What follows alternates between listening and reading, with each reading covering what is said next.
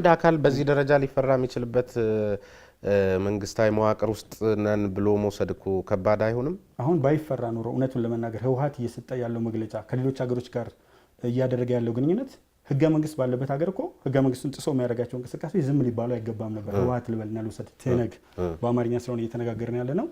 ትህነግ ብዬ ልውሰዳትና የትግራይ ህዝብ ነፃ አውጪ ግንባር ይሄ የሚያደርጋቸው እንቅስቃሴዎች ግን ምንድነው የሚፈራ? በምርጫ ቦርድ ግን የተመዘገበው ህወሓት ተብሎ ስለሆነ በህወሓት እናርገውኛ ደግሞ እንደ ሚዲያ ጥሩ። እኔ ግን እንደ ሚዲያ ያው እያስተካከልክ ትሄዳለህ። እኔ ደግሞ እንዳለኝ አቋም ትህነግ ብዬ እሄዳለሁ። ምክንያቱም ቲፒኤልኤፍ ተብሎ በእንግሊዝኛ የሚጽፍ በአማርኛ አልጽፍም የሚልና በአማርኛ በተጻፈ ህገ መንግስት ይመራ የነበረ አካል እሱ ሌላ ክርክር ያስነሳልና ትህነግ ያን ያደርጋል። ለምን አልተነካም ብለን ስናይ በትግራይ ህዝብና በትህነግ መካከል ለጊዜው ያለው ግንኙነት በጣም ጥብቅ ነው። ያልገባው በጣም በርካታ አካል አለ። አሁን ግን እንቅስቃሴዎች እየተጀመሩ ነው። እነዚህ እንዲሰፉ እድል እየሰጠህ ትመጣለህ፣ ድርድር ታደርጋለህ። ምክንያቱም የመጨረሻው ኦፕሽን ነው ይሄ በኃይል ነገሮችን ለማስከበር መሄድ የመጨረሻው ምርጫ ነው። ስለዚህ መንግስት እኔ የመጨረሻው ላይ ከመድረሱ በፊት የሚያስጨርሳቸው ነገሮች የሚያሳያቸው ነገሮች ስላሉ እንጂ እስከ መጨረሻው ዝም ይል ይሆን ወይ የሚለው ነገር ትልቅ ጥያቄ አለኝ። አንዱ ደረጃ በደረጃ ለመሄድ አስቧል የሚል ነገር አለኝ። ሁለተኛ ደግሞ እስከ መጨረሻው ታግሶ ይቀጥላል የሚል ነገር የለም። ሶስተኛ የህጋዊነት ጥያቄ አለ። እስካሁን ድረስ ምርጫ ኢትዮጵያ ውስጥ የሚደረገው በባሎት በምርጫ ሳጥን ሳይሆን በቡሌት በጥይት ነው። ስለዚህ ይሄ መንግስት እኮ ያለው ህጋዊ አይደለም፣ የህዝብ ድምጽ ቀምቶ ስልጣን የያዘ ነው። ስለዚህ ህጋዊውን እውቅና እስኪያገኝ ምርጫ እስኪካሄድ የሚታገሳቸው ነገሮችም ሊኖሩ ይችላሉ። የህዝብ እውቅና እስኪያገኝ ብዙ ሊታገሳቸው የማይችሉ ያልታገሳቸውን ጉዳዮች እኮ አሉ። ተወደደም ተጠላ ግን በህግ ያልተመረጠ ስለሆነ የህግ የበላይነትን ለድርድር ያስቀምጣል የሚለው ነገር ለነ አቶ ጀዋር ሲሆን ነው እንዴ መስራት ያለበት? ሌሎች የታሰሩ አካላት የሉም? ይሄማ እንትን ማለት ነው። ምን አይነት አለ? በነገራችን ላይ እሱ አይነት ነገር ይታየኛል። ጽፍ ያለው ዝም መባላቸው የተለያዩ አካላት ትክክል አለመሆኑን ጽፍ ያለው በእንትኔ ላይ እንዲህ በቃለ መጠይቅ ስላልቀረበልኝ እኮ የህግ የበላይነትን በማስከበር ነው በሚል እንደውም የመጀመሪያው የታሰሩም የተያዙም የተገሰጹም ተይዘው የተፈቱም ማት አሉ አይደል? ያ ስህተት መሆኑን ጽፍ ያለው። ለምንድን ነው ስህተት መሆኑን የጻፍኩት? የመንግስት የመጀመሪያው ስራው ህግና ስርዓትን ማስከበር ነው። ህግና ስርዓት በማስከበር ውስጥ ሽሩር የሚላቸው ኃይሎች እንዳሉ ጽፍ ያለው። በነገራችን ላይ መምህር ብዙ ጊዜ አሁን የማያቸው አክቲቪስቶች ይበሉት ተቋሚ ፓርቲዎች እንደርሶ ደግሞ አሁን በዚህ ትልልቅ መድረኮችን አግኝቶ ከህዝብ ጋር የመገናኘት እድል ያላቸው ሰዎች ብዙ ወቀሳችሁ፣ ዲስኮርሳችሁ፣ ትችታችሁ፣ ሂሳችሁ ወደቀ የምትሉት ስርዓት ላይ ነው። የለውጡ አካልን እኮ ማገዝ ማለት በአግባቡ የጥሩ ነገሮችን በማጉላትና ስህተቶቹን በማረቅ በማረም በመተቸት መሆን ሲገባው በፍጹም አይቶ እንዳላየ ነው የምትሆኑት። እንደሱ አይነትም አዝማሚያም አይታይባችሁምና እሱ ነገር አስቸጋሪ አይሆንም ወይ? እንዴት ነው? እኔ እንግዲህ ከቅርብ ከአቶ ሽመልስ አብዲሳ ልነሳ በጣም አድንቄያቸው ጽፌ ነበር። አሁን ግን የተናገሩት ንግግር ተገቢ አይደለም ብዬ ስለወሰድኩ በጣም ሲሪየስ የሆነ የመልስ ምት ጽፌ ያለው። እንደውም 6.6 ማለት 6600 አካባቢ ሰው ላይክ አድርጎታል። ላይክ መግለጫ ባይሆንም ከሌሎቹ ጋር ሲነጻጸር የተሻለ ነገር ነው።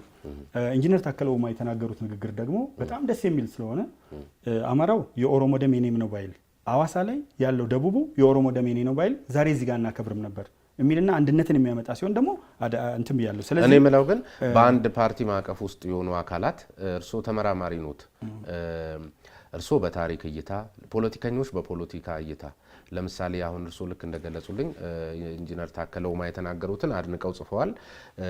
አቶ ማናቸው ሽመልስ አብዲሳ የተናገሩትን ነቅፈው ጽፈዋል። ግን ከታሪክ ሰዎች ከነሚኒሊክ ከመሳሰሉት እርሶ ሲያነሱ የታከለ ኡማ ንግግርንና የአቶ ሽመልስን ንግግር ምንድነው እንድምታው?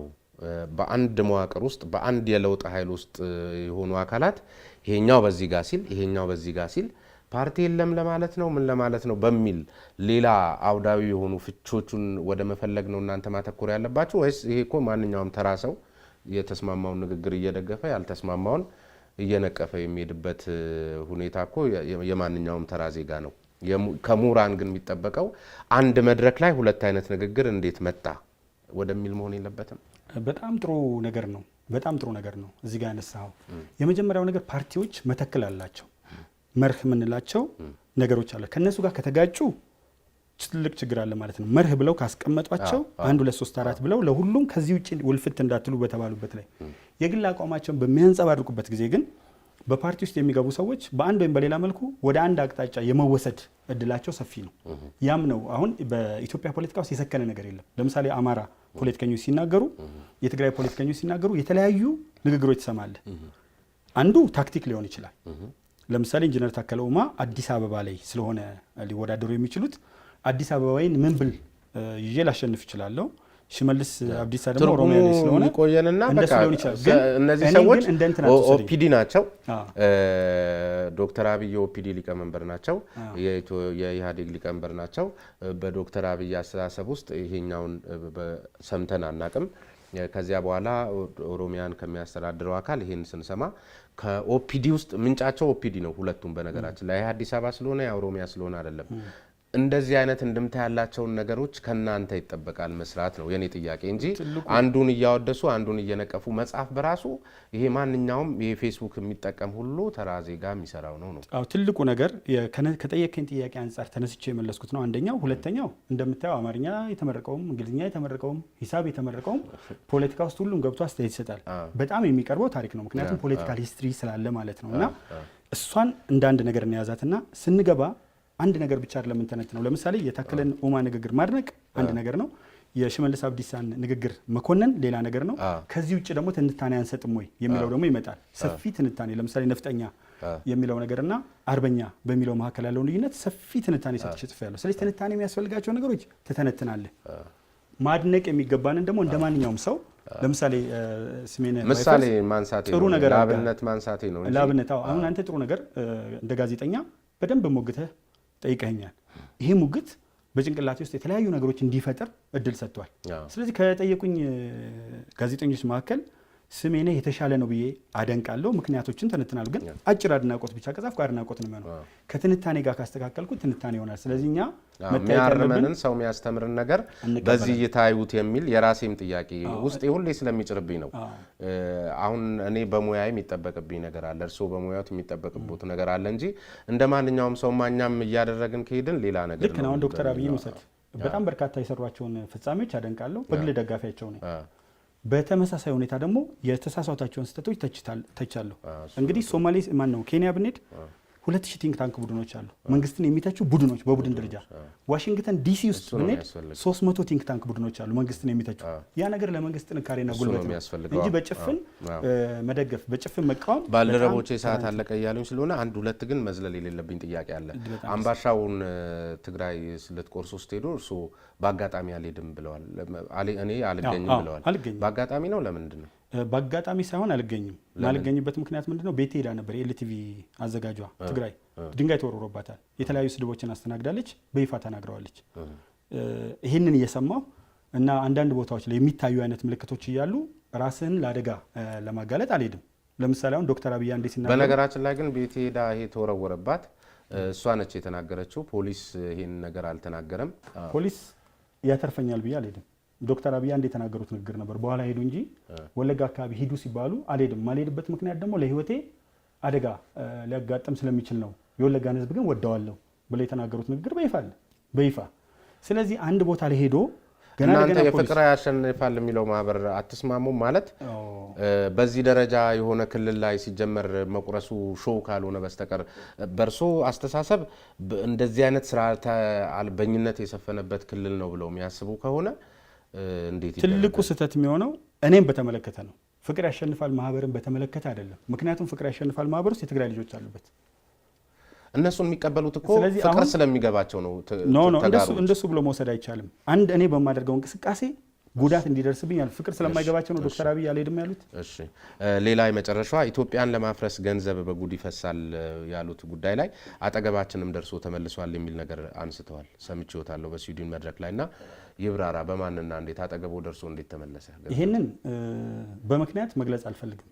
በምክንያት ነገር ግን ሎቢ ለምንድን ነው ይሄ ለማባበል የሞከሩ ሰዎች ነበሩ።